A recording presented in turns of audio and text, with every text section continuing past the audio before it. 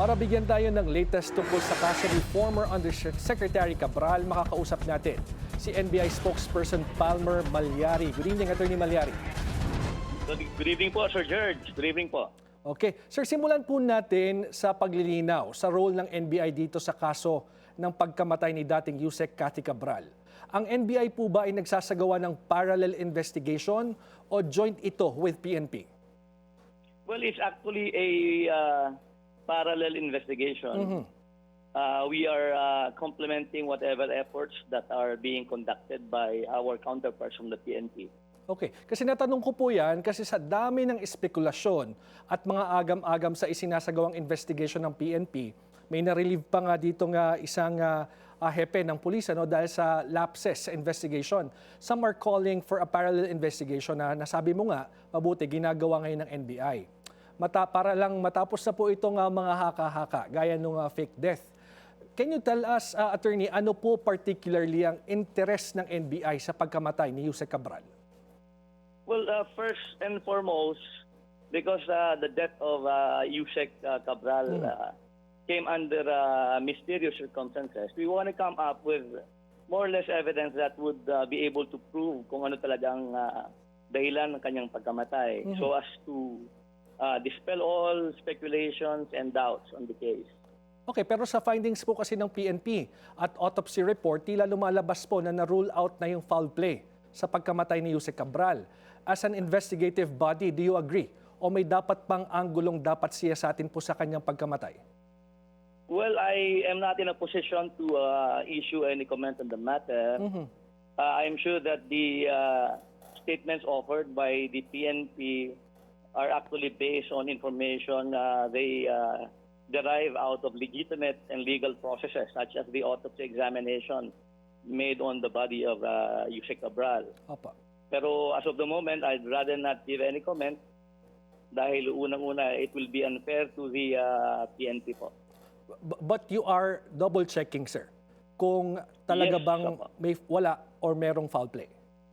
Opo, part of the double checking will be, yun nga po, pag-check sa mga dokumento na nakalap na ng NBI at ng PNP, together with the autopsy report and the crime scene investigation made by the NBI and the results of the search warrant implementation at the hotel. As far as the NBI is concerned, hindi pa po niro-rule out na posibleng may foul play? Wala pa pong naibibigay na ganyang konklusibong findings ang aming mga investigador sa NBI CAR.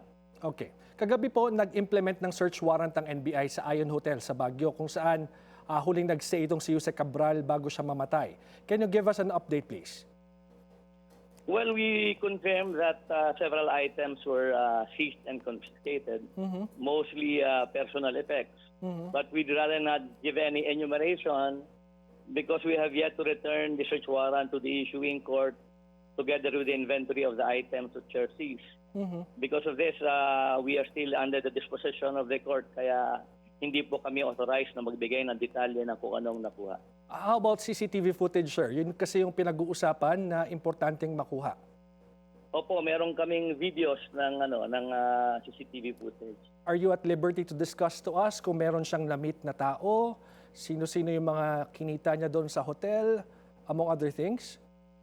I think nabanggit na po yan ni SILG Remulla.